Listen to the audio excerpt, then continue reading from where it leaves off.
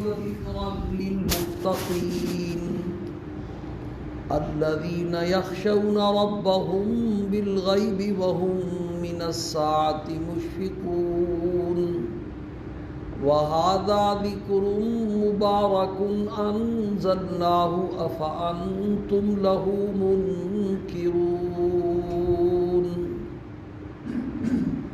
حضرت موسیٰ علیہ السلام اور حضرت ہارون علیہ السلام کو تورات کے عطا کیے جانے کا تذکرہ چل رہا ہے۔ ان آیات میں اللہ پاک نے یہ مضمون بیان فرمایا کہ ہم نے موسیٰ علیہ السلام اور ہارون علیہ السلام کو تورات عطا فرمائی، پھر اس کی آگے صفات بھی ذکر فرمائی، ان پر بھی بات انشاءاللہ آئے گی۔ اس کی مناسبت سے یہ مضمون بیان ہو رہا ہے کہ قرآن پاک کا بھی تذکرہ اس آیت میں آگے آ رہا ہے کہ قرآن پاک میں اور سابقہ آسمانی کتابوں میں اور صحیفوں میں کئی فرق ہیں۔ پہلا فرق یہ بیان ہوا کہ سابقہ جتنی بھی آسمانی کتابیں تھیں وہ اللہ کی نازل کی ہوئی کتابیں تو تھیں، لیکن وہ اللہ کی کلام نہیں تھی۔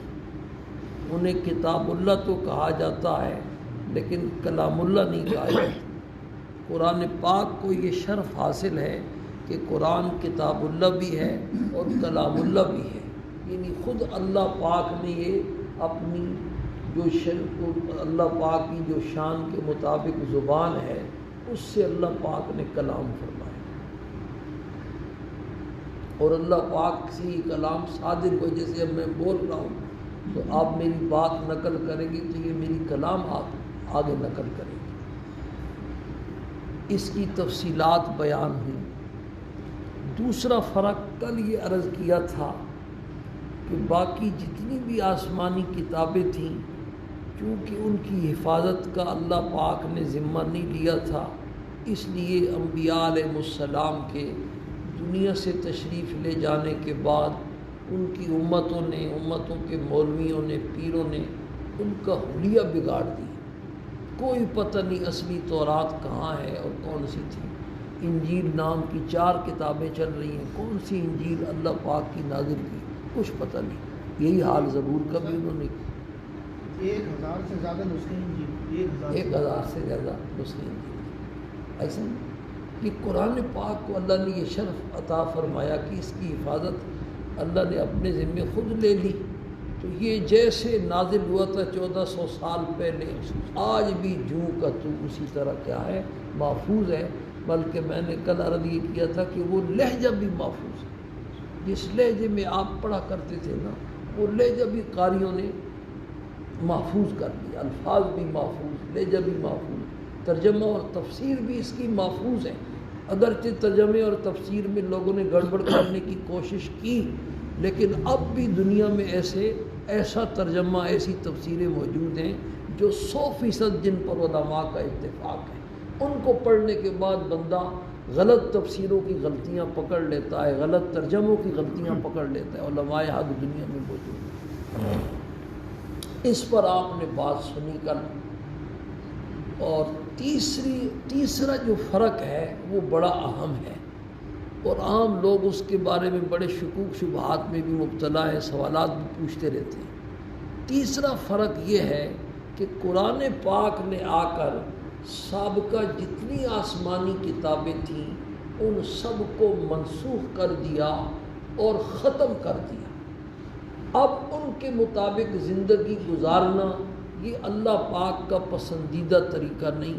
اب جب قرآن دنیا میں آ گیا تو کامیابی کا ایک ہی راستہ ہے قیامت تک آنے والے انسانوں کے لیے کہ وہ قرآن کے مطابق اپنی زندگی گزاریں۔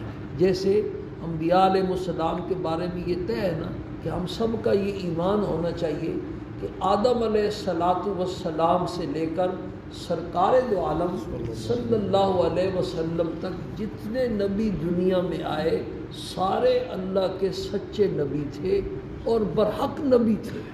ان میں سے کسی نبی کی نبوت کا انکار کر دینا یا العیاذ باللہ کسی کی شان میں گستاخی کر دینا، اس سے بندہ کافر ہو جاتا ہے۔ لیکن زندگی جو ہم نے گزارنی ہے وہ سرکار دو عالم صلی اللہ علیہ وسلم کی سنت اور آپ کے طریقے، آپ کے ارشادات کے مطابق گزارنی ہے۔ چلنا ہم نے آپ کے پیچھے ہے، لیکن ماننا ہم نے کس کو ہے؟ سب کو ہے۔ یہی حال کتابوں کا ہے۔ جتنی اللہ پاک نے آسمانی کتابیں نازل فرمائی تھیں، جتنے صحیفے نازل فرمائے تھے، ہمارا یہ ایمان ہے کہ وہ اپنے اپنے وقت میں سارے برحق کتابیں تھیں، سارے برحق صحیفے تھے، اور اللہ کی سچی کتابیں تھیں، سچے صحیفے تھے۔ اور یہ قرآن بھی اللہ کی کتاب، سچی کتاب ہے۔ لیکن اب ہم نے جو زندگی گزارنی ہے نا، وہ قرآن پاک کے مطابق گزارنی ہے، اور اس کو اللہ کی کتاب سمجھ کر کے اس کی تلاوت کرنی ہے۔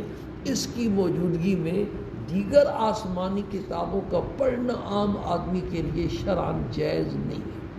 کوئی عالم یہودیوں اور عیسائیوں کی تردید کے لیے تورات اور انجیل کو دیکھتا ہے تاکہ میں ان کی تردید کر سکوں، تو اس کے لیے تو گنجائش ہے، لیکن عام آدمی کے لیے تورات کو آسمانی کتاب سمجھ کر کے پڑھنا شرعاً اب جائز نہیں ہے۔ سرکار دو عالم صلی اللہ علیہ وسلم تشریف فرما تھے، حضرت عمر فاروق اور صحابہ کرام بھی مجلس میں بیٹھے ہوئے تھے، صدیق اکبر بھی موجود تھے۔ حضرت عمر فاروق رضی اللہ تعالی عنہ یہودیوں کے کسی مدرسے میں تشریف لے گئے، اور وہاں ان کے ہاتھ میں تورات کی جو ہے نا کچھ وہ اوراق لگ گئے، تو ان کو پڑھنا شروع کیا۔ لیکن اللہ کی کتاب تو ہے، اگرچہ اس میں تبدیلی کی، کچھ باتیں اس میں صحیح بھی تھیں۔ انہوں نے پڑھنا شروع کیا تو انہیں وہ بڑی دلچسپ لگی۔ وہ پڑھتے پڑھتے چلتے آئے اور پڑھتے آئے، چلتے آئے اور پڑھتے آئے۔ ٹریفک تو تھی نہیں اس زمانے میں، تو اسی طرح چلتے چلتے مسجد نبوی میں پہنچ گئے۔ اب وہ اس میں ایسے بھاو تھے کہ انہیں یہ احساس ہی نہیں ہوا کہ آپ صلی اللہ علیہ وسلم، آپ کو شاید وحی کے ذریعے پتہ چل گیا، آپ امی تو تھے لیکن وحی کے ذریعے آپ کو پتہ چل گیا کہ یہ تورات پڑھ رہے ہیں، تو آپ کی طبیعت میں تغیر پیدا ہونا شروع ہو گیا، یہاں تک کہ چہرہ مبارک لال ہو گیا غصے سے۔ صدیق اکبر جو ہے نا بھانپ گئے۔ انہوں نے حضرت عمر فاروق کو ڈانٹا، اپنی اس اصطلاح میں جیسے عرب میں کہتے تھے تجھے رونے والیاں روئیں، تو حضور کے چہرے کو نہیں دیکھتا کہ کیا ہو گیا؟ تو پھر حضرت عمر فاروق کو ہوش آیا، انہوں نے حضور صلی اللہ علیہ وسلم کو دیکھا تو واقعتاً آپ کے چہرے کا رنگ متغیر ہو گیا تھا۔ پھر وہ دو زانو ہو کر کے بیٹھ گئے اور رضیت باللہ رب و بالاسلام دین و بمحمد نبیہ، یہ بار بار پڑھتے رہے یہاں تک کہ آپ کا غصہ دور ہوا۔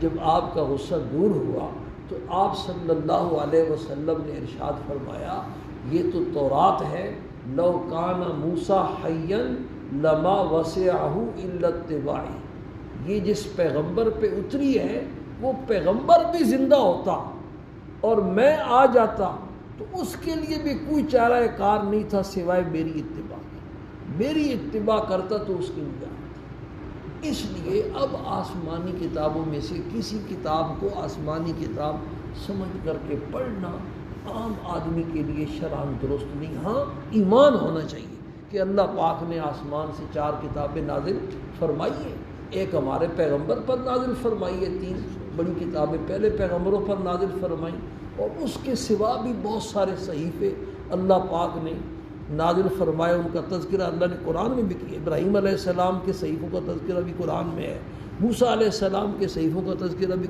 وہ سارے برحق ہیں۔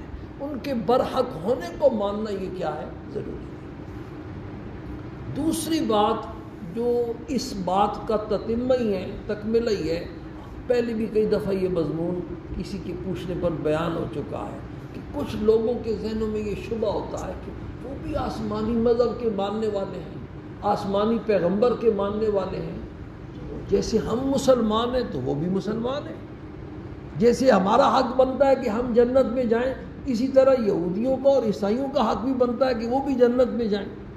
یہ مسئلہ کئی دفعہ بیان ہو چکا ہے کہ جو یہودی موسیٰ علیہ السلام کے زمانے میں تھے اور اس زمانے میں انہوں نے وہ دنیا سے چل بسے اس ایمان کے ساتھ، وہ واقعتاً یہودی مسلمان تھے، اور وہ سارے یہودی جنت میں جائیں گے۔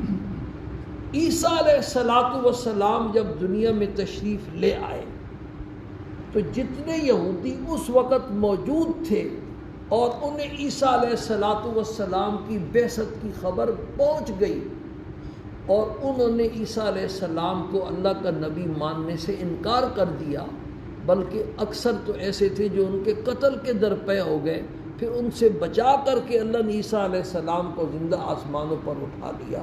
تو عیسیٰ علیہ السلام کی نبوت کا انکار کرنے کی وجہ سے وہ سارے یہودی کافر ہو گئے، اور ان کا جو موسیٰ علیہ السلام پر ایمان تھا وہ سارا ایمان کیا چلا گیا؟ ضائع چلا گیا۔ تو اب جب وہ کافر ہو گئے تو جنت کا ویزا تو ایمان ہے، ایسے یہودی وہ جنت میں نہیں جائیں گے۔ پھر یہودی عیسیٰ علیہ السلام اور سرکار دو عالم صلی اللہ علیہ وسلم کے درمیان 500 سال کا فاصلہ ہے، اس عرصے میں بھی یہودی رہے، پھر آپ کے زمانے میں بھی یہودی رہے، اور اب بھی یہودی ہیں۔ تو جنہوں نے عیسیٰ علیہ السلام کی نبوت کا انکار کیا وہ بھی کافر، پھر سرکار دو عالم صلی اللہ علیہ وسلم تشریف لے آئے، آپ کی رسالت اور نبوت کا انکار کر دیا تو تب بھی کیا ہو گئے؟ کافر ہو گئے۔ ایسے یہودی جنت میں نہیں جا سکتے۔ یہی حال عیسائیوں کا ہے۔ عیسیٰ علیہ السلام جب تشریف لے آئے اور انہوں نے عیسیٰ علیہ السلام پر ایمان لایا، اور اس ایمان کے ساتھ آپ کی نبوت کا انکار کیے بغیر جتنے دنیا سے چلے گئے، 500 سال بڑی مدت ہے، اور اس میں بڑے بڑے راہب اور بڑے بڑے اللہ کے نیک بندے بھی گزرے ہیں۔ سرکار دو عالم صلی اللہ علیہ وسلم کی وہ نستورہ اور بحیرہ راہب سے کیا ہوئی؟ ملاقاتیں ہوئیں، اور اس نے آپ کو دیکھ کر کے پہچان لیا۔ تو ایسے راہب بھی تھے، اللہ والے بھی تھے، وہ سارے مسلمان ہیں، وہ سارے جنت میں جائیں گے۔ 500 سال میں جتنے عیسائی دنیا سے گئے وہ سارے جنتی ہیں، گناہگار بھی ہوں گے ان میں ہماری طرح، تو اپنے گناہوں کی سزا بھگتنے کے بعد آخر بہرحال وہ جنت میں جائیں گے۔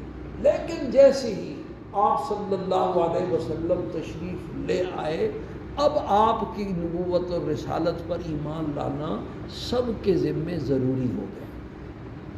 آپ کی بعثت کے بعد پھر جتنے عیسائی اس وقت دنیا میں تھے وہ بھی، اور اس وقت سے لے کر آج تک جتنے عیسائی دنیا میں ہیں وہ بھی، وہ سارے کے سارے بھائی مسلمان نہیں، وہ تو سارے کافر ہیں۔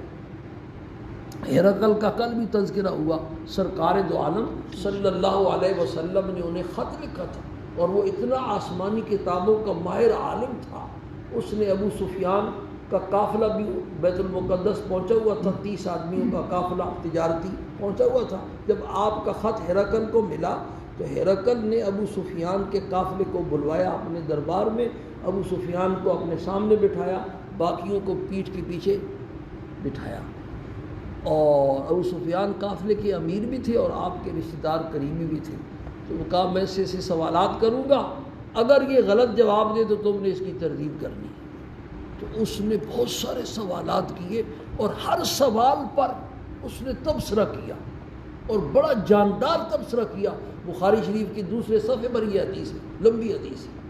آخر میں جب وہ سارے سوالات اور جوابات سے فارغ ہوا نا، تو اس نے کہا فَإِن كَانَ مَا تَقُولُ حَقًّا فَسَيَمْلِكُ مَوْضِعَ قَدَمَيَّ هَاتَيْنِ، تو نے جو باتیں مجھے بتلائی ہیں نا، اگر وہ باتیں سچی ہیں تو وہ پیغمبر میری اس جگہ کا، میرے ان قدموں کی جگہ کا مالک ہو کر کے رہے گا، اس کو اللہ پاک روم پر بھی قبضہ عطا فرمائے گا۔ اگر مجھے یہ یقین ہوتا کہ میں اس تک پہنچ سکتا ہوں تو لَتَجَشَّمْتُ لِقَاءَهُ، میں اس کو ملنے کے لیے تکلیف اٹھاتا اور اس کے پاس جاتا۔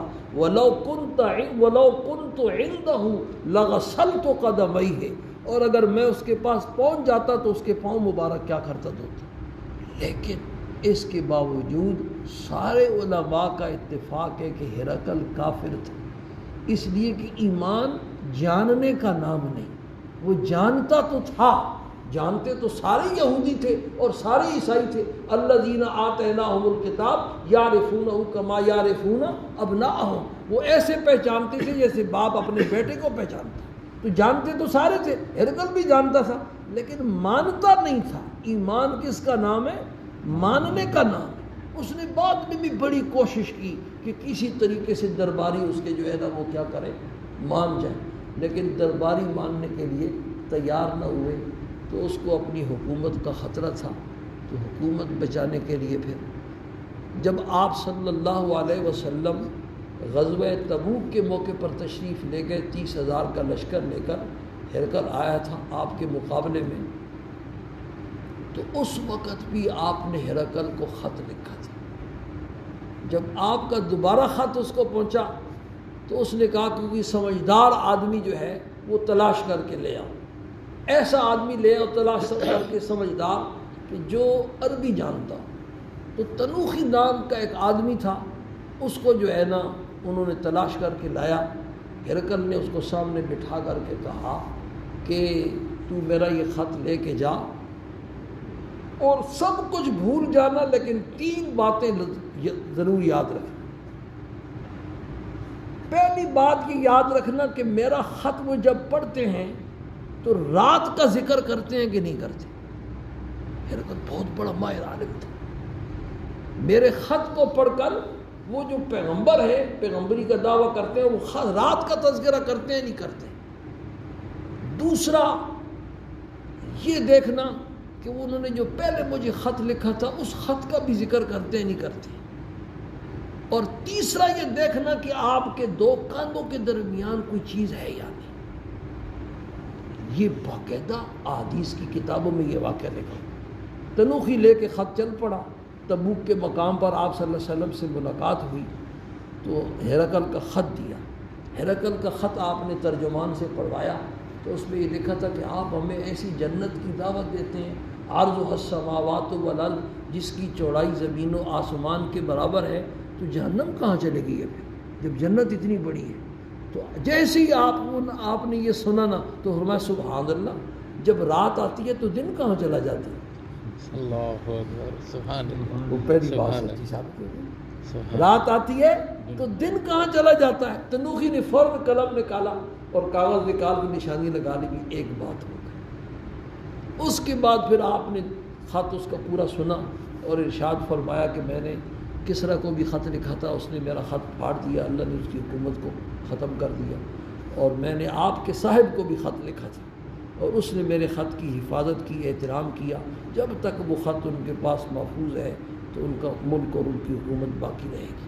اس نے دوسری بات بھی نوٹ کر، خط سوال جواب ختم ہو گیا. آپ نے ارشاد فرمایا ہم مسافر ہیں، تو قاصد ہے، تیرا حق بنتا ہے، لیکن ہمارے پاس کچھ ہے نہیں. پھر عثمان غنی نے ایک جو ہے نا اس کو حلہ کہتے ہیں، اس زمانے میں وہ خوبصورت کپڑا ہوتا تھا، وہ لا کر کے تحفے میں اس کو دیا. ایک انصاری نے اس کی دعوت کی. اٹھ کے جب وہ جانے لگا تو آپ نے چادر اٹھا دی اور کہا بھی تیسرا کام بھی کر جاؤ. سبحان اللہ، سبحان اللہ، سبحان اللہ. اس نے اپنی آنکھوں سے دیکھا. یہ ساری باتیں ہرقل کو آ کے بتائیں. اس وقت رومیہ کا جو لاٹ پادری تھا، زغاتر اس کا نام تھا، اس تک بھی ہرقل نے آپ کا خط بھیجا کہ تو کیا کہتا ہے. میرا علم تو یہ کہتا ہے، وہ علم نجوم کا بھی ماہر تھا، کہ میرا علم تو یہ کہتا ہے کہ آخری پیغمبر کے ظہور کا زمانہ آ چکا ہے اور یہ آخری پیغمبر ہے. اس زغاتر نے بھی اس کی تائید کی اور وہ زغاتر مسلمان ہو گیا. اس کو اسی وقت یہودیوں نے قتل، عیسائیوں نے قتل کر دیا، لیکن ہرقل مسلمان نہیں ہوا. تو خلاصہ میں عرض یہ کر رہا تھا کہ یہ بات اپنی جگہ درست ہے کہ وہ مسلمان ہیں، لیکن اس وقت تک مسلمان تھے جب تک انہوں نے عیسیٰ علیہ السلام کی نبوت کا انکار نہیں کیا. پھر عیسائی اس وقت تک مسلمان تھے جب تک ہمارے پیغمبر کی رسالت اور نبوت کا انکار نہیں کیا. ایک ہم بھی اگر کسی پیغمبر، ہم العیاذ باللہ کہیں گے موسیٰ علیہ السلام اللہ کے پیغمبر نہیں، تو ہم بھی کافر ہو جائیں گے. ایک پیغمبر کی رسالت اور نبوت کا انکار کرنے سے بندہ کیا ہو جاتا ہے؟ کافر ہو جاتا ہے. اور کافروں پر جنت بہرحال اللہ پاک نے کیا کی ہوئی ہے؟ حرام کی ہوئی ہے. اب ایک بات ابھی بھی تشنگی باقی ہے کہ یہ پھر اتنے نیک کام کرتے ہیں، اس کا کیا ہوگا؟ اس پر انشاءاللہ کل بات کریں گے. الحمدللہ رب العالمین.